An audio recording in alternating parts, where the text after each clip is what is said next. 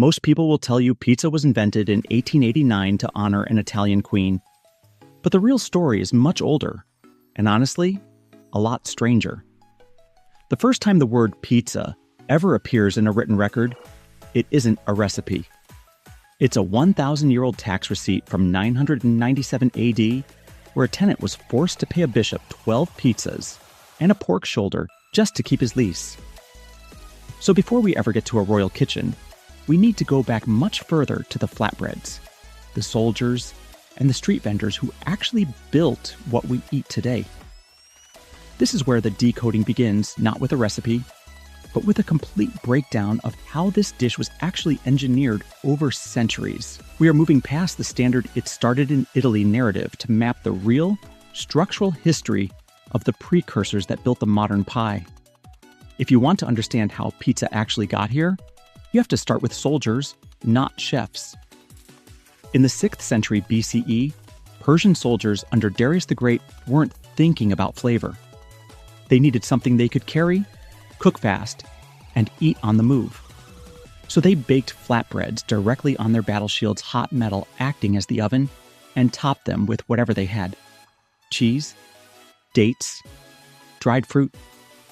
Across the Mediterranean, the ancient Greeks had their own version, a flatbread called plakos.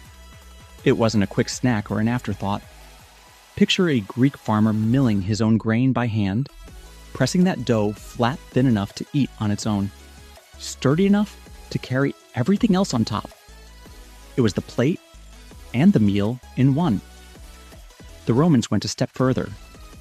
Their version was called Panis Focacius. And if that sounds familiar, it's because this is the direct ancestor of what you know today as focaccia. They baked it right in the hearth, directly in the ashes.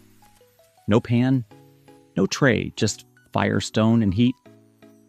The Roman poet Virgil actually references this in the Aeneid. He writes about soldiers so hungry they ate their tables, which weren't actual tables. They were round, flat wheat cakes used as platters to hold cooked vegetables. And once the meal was done, the plate became the last bite.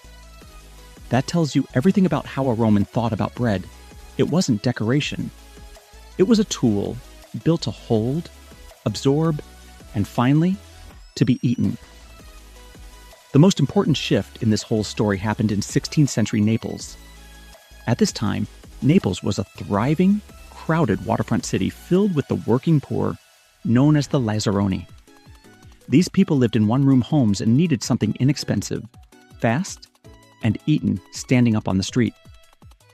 And this is the detail most origin stories quietly leave out. For a long time, the tomato was considered a decorative and possibly poisonous import from the Americas. But the Lazzaroni, driven by necessity, were the first to add this dangerous fruit to their yeast-based flatbreads. This wasn't a chef's creation. It was a street food hack, and it created the barrier between sauce and dough that every pizza still uses today. By the 1800s, what started as a tax receipt and a soldier's shield snack had become the defining food of the Neapolitan street. But history only gets you so far. Now that we know where it came from, the next question is what it's actually made of and why those ingredients behave the way they do. Next, we're going into the dough. We're looking at gluten, the microscopic threads that give every pizza its structure, and at how the way flour is ground changes everything about the crust you end up with. By the end of it, a bag of flour is never going to look the same to you. Subscribe so you don't miss it, and I'll see you in the next one.